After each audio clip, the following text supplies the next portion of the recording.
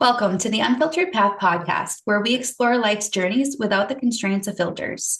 In a world that is saturated with highlight reels, we dive deep into the true essence of individual experiences, offering our listeners an uncensored glimpse into the triumphs, the struggles, and the transformative moments that define us. Our mission here is to provide you hope, inspire resilience, and remind you that every path, no matter how windy or rocky, can lead to growth and enlightenment. Join us as we navigate the uncharted territories of truth, to be moved, to be inspired, and discover that you are not alone on this unfiltered journey of life. Hey everyone, Trinity Baker, mindset coach and motivational speaker, one of your co-hosts here on the Unfiltered Path podcast, joined with my co-host. Hi everyone, my name is Danielle. I'm the owner of Aerial Jade. I'm an aerialist. That's a fancy term for performing suspended in the air. Essentially, I'm the bird of the circus. I'm also an educator, so I teach other people to do it too. And I'm here with my co-host.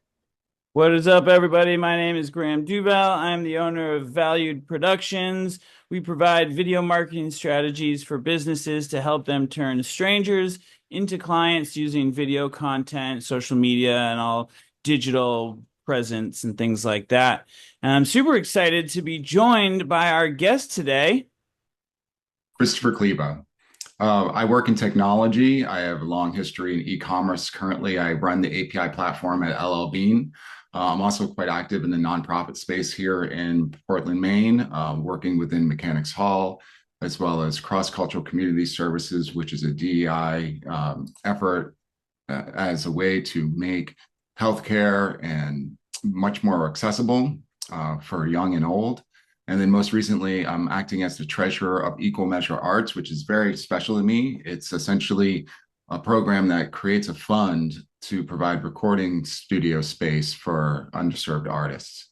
Other than that, I've lived in Maine since 2005. I really love the lifestyle and the people that I've met here. I work with all different types of performers in my personal life.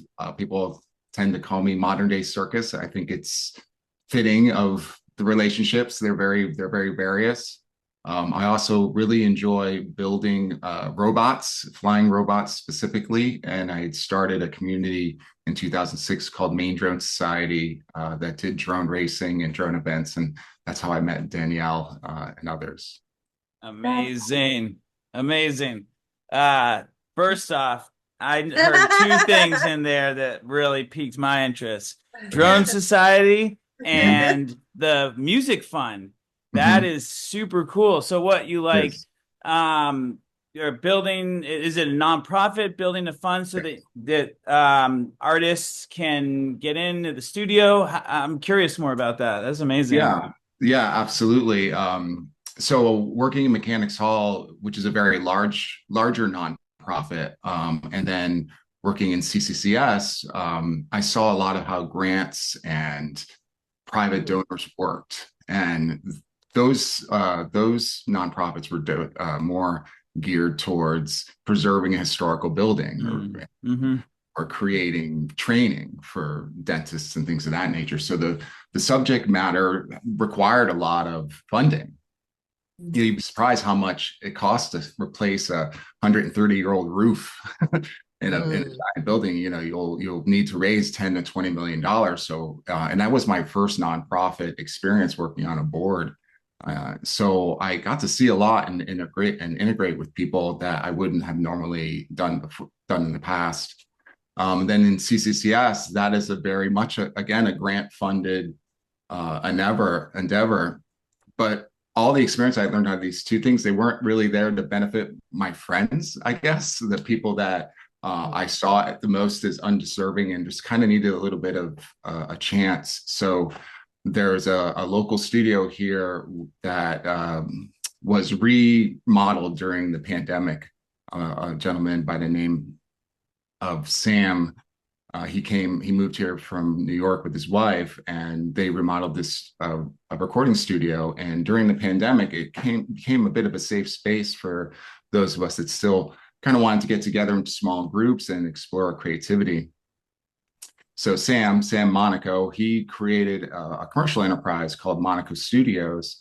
And for a long time, it was tough to make it commercial, but it's a professional grade recording studio. And then that business started to come along, but it still required, $700 a day to do a professional job at building an album. So a group of us kind of got together and said, hey, we'd probably be really good at raising money to create scholarships and things and programs available for artists that want to get into the industry, that have talent and want to devote it. So primarily we work with high school students, young people, also some college students that come for different types of internships and things. But it's not devoted specifically to young people. There's old people that are trying to get into the industry and want to use their studio time. And also, I wouldn't say it's purely devoted to creating scholarships to provide studio time. It's also really to kind of help you get your music career on track. One thing I've really enjoyed is being part of the creative management side of that business. And there's so many little tips that you can build just with some access to capital. So hopefully we give lots of people access to studio time, and we've built in our goal of producing 50 songs this year. We produced 10 last year, and we're kind of using that, the number of streams that come out of those songs as our success metric. And we're well on way, raising the money to do that. And then also, all the other things I taught, how do you tour? How do you book talent? How do you plan your social media release? Good thing. So I could go on and on about it. Yeah, that's super, super cool. I have a degree in music business. I went to Berkeley because I was doing the playing thing and like, how do I monetize this? And so I went back to school for music business, but then that led me into the business that I'm in now. But yeah, there's so much more than just like, once you get the song, it's like, what do you do now? You know what I mean? Yeah, that's super That's cool. why they say you're as good as your team. Right. Yeah, especially as an artist. And I think we all kind of are artists at some level. And then life happens and we have to be a business artist, right? Yeah. So yeah, that's so inspiring. He's actually provided a few opportunities to me personally as well. I got to do my aerial and stand up at the same time for the first time because he provided a space to make that possible. Because I can't just walk into every open mic and just be like, hey, can I bring my rig? So he gave me that space. So that's been so exciting. Thank you. And then I knew that inviting you here, that you and Graham would kind of geek out a little bit and I could chill. Yeah. That's super cool.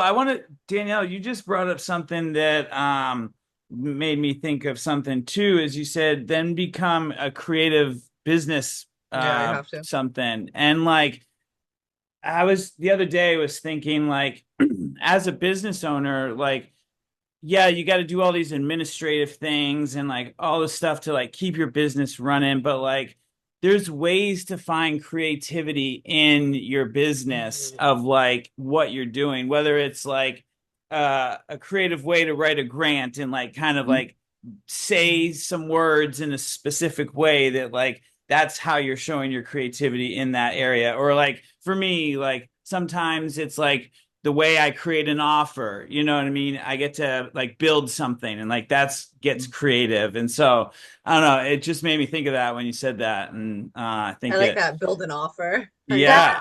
I love that. And I want to shout out to Graham here because he totally mindset coached the mindset coach last week when we were talking, because we're business owners and we all love what we do and we want to do only what we do and only what we love, but we are business owners. So we've got the administrative stuff and all of this stuff that we have to do in order to keep our business running and profitable and making an impact and all that.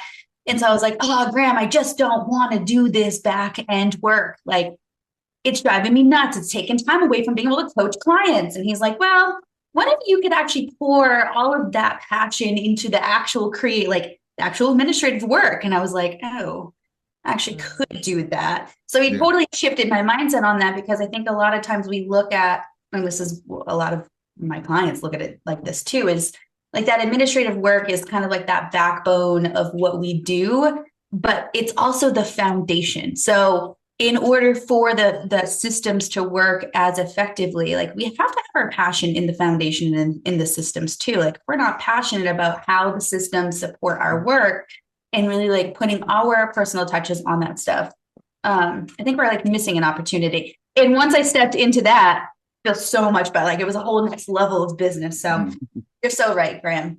Yeah.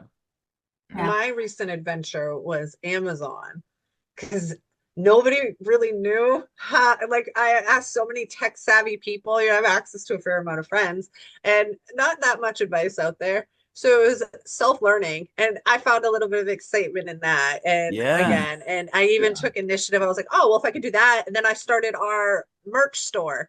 I was like, hey guys, I started as a merch store. Right? I know. Exactly. I love that. I love that. Wow. And you put down the resistance too, because like this is stuff I teach and preach all day long, is like everything we do has an energy. So if we're doing this administrative work from this like resistive energy of like, oh, I don't want to do this, we're not going to get good results. We're going to get the resistance. The systems are going to work. They're going to kick us out. We're going to get error codes. Like all of that stuff is because of the energy you're coming from. So when I stepped into that different type of energy, everything just flowed and I got this stuff done in like half the time I thought it was going to take me. So it just like speaks volumes to like the energy that we come at, or the things that we You must do that a lot, administrative work. Like, so how many boards are you on? 2? Me? Yeah. Chris, 3. sorry. 3. Okay. That's way more than I would do. Yeah, I mean, I think I love where all of this conversation is going. You know, the words that are being thrown on are things that I use in my head a lot as well.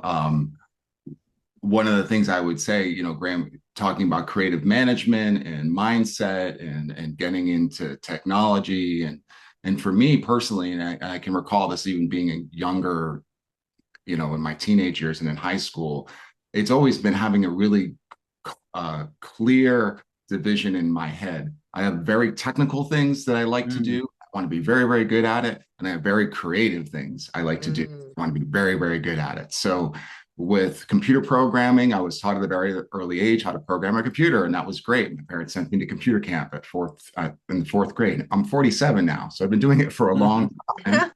And I was lucky enough to, you know, get out of high school right around when Amazon started and eBay started. And, you know, my first couple websites I worked on were Victoria's Secret and Abercrombie.com and like huge e-commerce sites. So I really had a lot of time in my life to focus on my technical skills and make myself a name in my career. But all the while, you know, even when I was in high school, I loved to produce videos. I loved to work with creative people, love the outdoors. And I just kind of learned like, hey, that's a great balance for me. Right. So as you get older and you build relationships and you start businesses and you kind of decide what you do, I seek out those opportunities. And that's why I think I have relationships like I do today, because often when I'm working with somebody who's creative, they're doing something for me personally because I'm producing a video or we're collaborating on a new project. But a lot of the information I'm giving them is, oh, you want an Amazon store? Sure, we can do that next weekend. You know, you need advice on e-commerce? Okay, well, here's how we do it at LO Bean. You know, you need API management to connect in all of these different, you know, music lyric services. Great. Yeah, we can talk about that. So I think it's about having a good balance for me. Yeah. And it just helps me move around life, right? And most recently, I think the thing that I didn't have in all that, you know, until I was like 42 or 43, is what you mentioned, Trinity, was really the mindset, right? I was just kind of like struggling through it all. Like, okay, I want to do all these things, but I didn't really know why. But then when I started having more of a mindset about doing it and like, hey, I'm great, I'm dope, this is so cool that I can do all these things at once. It started to propel me a little bit faster. And that's when I started, okay, I'm going to kick ass at work, but now I'm going to find really good nonprofit and creative things to get into and stretch myself on those two ends as much as I can, because, you know, this is what I'm destined for. Yeah. Wow. Working for LO Bean, that's pretty legit. Yeah, we do Especially legit for shit. me. Like, It's like nothing like picking the proper place for the state you're in. Like, I love Mhm. that. And like fully job Yeah. security because they're very abundant. think Yeah. That is cool. And I I did not think feel a little spoiled sometimes. Like it's like living in a catalog a little bit. I love that. You know what's crazy is like when I think of you because of how I met you, it's like, if I wanted to get something done for an event, I would call you, Mhm. but I didn't think to call you about the Amazon thing. That's very silly of me. I won't It's make that mistake again. there's a lot of context, and you said you built a team, right? Like, and a lot of the times when you meet people, it's like, what team was I on? Mm, You meet me at a Google conference. I'm on the LO Bean team at that point, right? Yeah. right. In Boston somewhere, I'm on that team. We've always been creative. Yeah, I think when we first met, we were doing like rap Hip shows hop. things Yeah. at Terps, like, but I was part of that team, Felicia Cruz and Ill by Instinct and Treelock. I'm still close with those people, Me and too. I'm like, we see them online, of course. yeah. Yeah. Yeah, we met in an artistic kind of setting Mhm. for sure. So I didn't think of that, which is funny because like I knew that you had that side to you. It's interesting how like we catalog people in our brains, but I love Yeah. using my resources and you are one. And So, I think I love what you were saying about having those balance, because like it allows you to do each of those sides with, like, once you have that mindset, it allows you to kind of like bleed them into each other. You know what I Yeah. mean? and Using your having more technical. Relief. confidence. Yeah, exactly. Mhm. Exactly. Like you were saying, And sometimes it's hard to do your paperwork and the business Mm-hmm. side, worry about the money because you want to do the creative side. Well, if you really immerse yourself in something creative for a little bit and just let your mind go to that Yes. vibe, you'll be mm, surprised at how technical you can become, or Right. how yeah. functional you Exactly. can become. It's the Exactly. mind's in two parts, right? So you got Right. to one muscle a little break while you work on the other one. Most definitely. So Yeah. cool. Someone recently told me the left side is your feminine side. And I was like, I've been neglecting my feminine side for so many years. But yeah, it's true to kind of enjoy both of those sides. I think it's been a collective conversation we've been having about self-work. So you're kind of the perfect person to visit right now. It is both. So, Well, and it must give you a lot of confidence to walk into some of these nonprofits. And you spoke about really, how did you put it? You wanted to create opportunity for people that were deserving of but didn't have the means, and so that's how you devote your time. um because you're so multifaceted, it must give you the confidence to stand up for people that deserve to be in these spaces to create with everyone else. Yeah, I feel like I'm getting there. My first nonprofit experience, I think it was a little overwhelming for me. Frankly, Mm, even being working in e-commerce and having a white collar job, I was on a board with a bunch of lawyers and guys, CEOs and things, and they were talking about things that are way over my head. mm, Um, uh, but I got to sit and learn and be out of mm, my element and just keep my mouth shut and listen and provide feedback when I had a thought that I put together. So having 3 to 5 years of that sort of experience really helped me start to look in areas where I thought I could have a little bit more of an impact. And where CCCS, they're much more of a grant driven initiative. It wasn't as much as finding high value donors and getting government size grants, like larger grants. It was about raising smaller amounts of money from the grants that are out there. So I saw a group of really hardworking grant writers, and again got to immerse myself in all that. But again, my nighttime job, or the creative side of my brain, interacts with all different types of people that weren't really in either one of those mm, categories, right? They weren't in architectural, and historical building preservation, or in healthcare. They were rappers, right? They were Mm-hmm. aerialists. They're other Mm-hmm. drone pilots and things of that nature. So it's like, how do I find something that, at least now that I can start new or be part of the ground floor and Mm-hmm. test some of this stuff that I've been hearing? right? So that's what, Right. when Sam, said, hey, you want to be part of Monaco? I was like, heck yeah. And he's like, what do you think you should do? And I was like, I want to be the treasurer. Because I've been looking at these giant financial reports from a huge nonprofit and these grant funding applications from this thing. And I think that, the people that are closest to me that I think are the most deserving, I can use those skills to move through there. So I'm still learning it. So there's a lot of people that have, like Graham with a degree in music management and understand this. So I'm kind of learning as I'm doing it. I love it.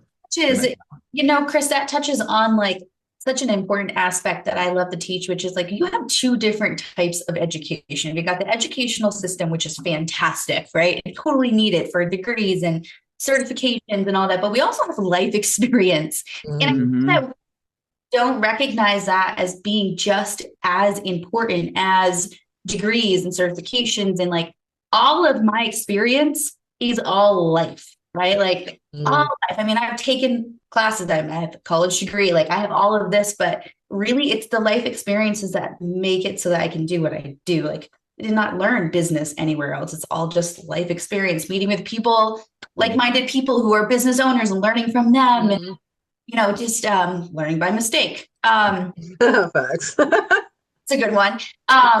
But it's so important. And I also love, you are like the perfect demonstration or perfect example of an entrepreneur who is like, I have all of these passions, all of these things I want to make an impact with, all these visions, all these skills, like where can I make an impact and what can I do? And sometimes it's like different. I mean, podcast, coach, like they don't really go, but we're using our skills.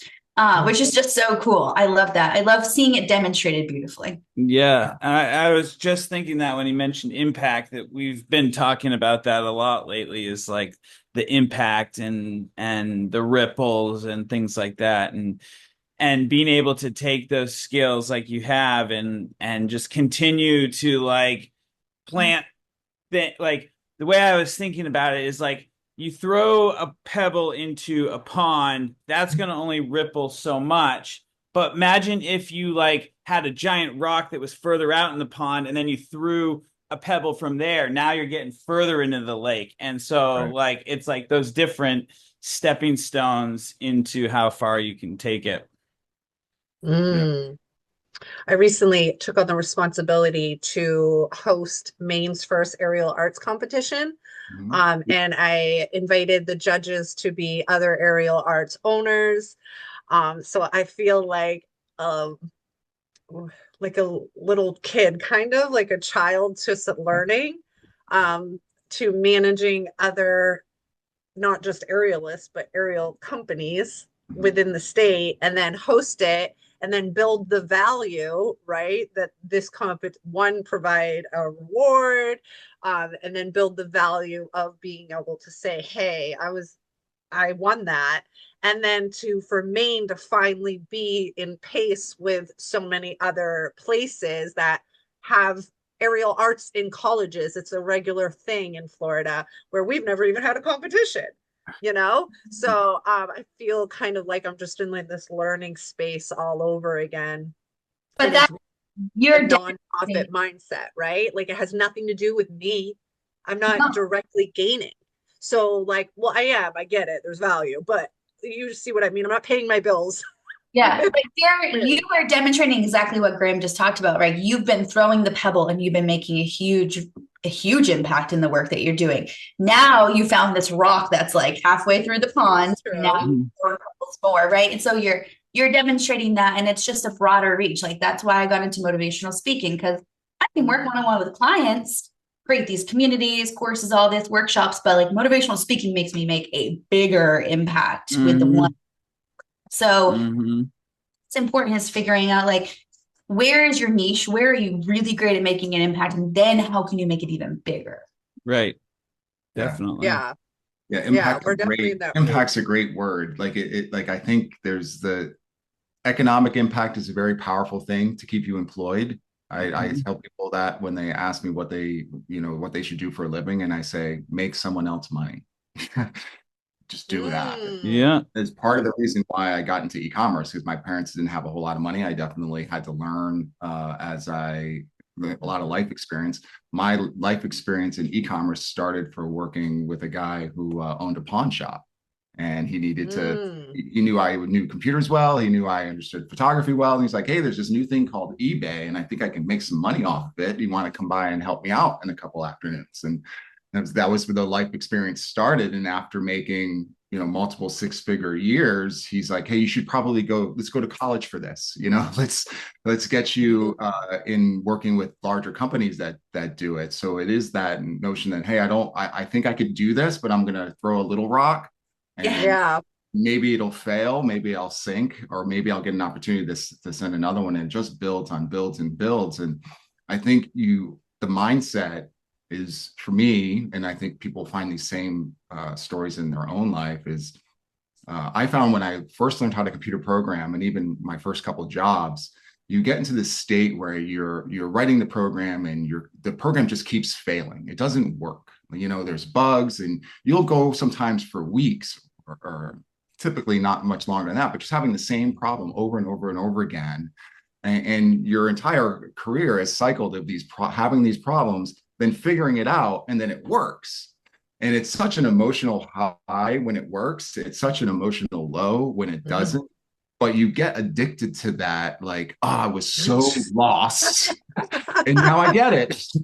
I get it. Technology is just like that. I mean, even now, after working in e-commerce for over 25 years, I sit in meetings and people start throwing around acronyms, and I'm like, what is this? What does 3PL stand for? I've never even heard this before. And so you feel that you get addicted to that feeling of being lost. Like, I don't know what to do. And I'm let me figure it out. But I'm gonna try something. I'm gonna start shaking my arms around, and hopefully get to that next step. And it is totally a mindset thing, and find ways throughout your life that you can do that, whether it's for me in technology and running APIs and making sure $2 billion website stays up, or how do you raise money for studio time? Like, what's that? I love it. And that's essentially what we're trying to do here with this, or what we are doing here with this podcast. And so I hope our listeners kind of step into that mindset, because like you can be learning as you're like swimming or flailing your arms around trying to fly. And there's a lot of resources here through the episodes on the podcast, and we're always here to bounce ideas off of. And so, Chris, I appreciate you joining us today. It's been amazing hearing about your journey, and appreciate you hopping on. And again, my name is Graham, Valued Productions.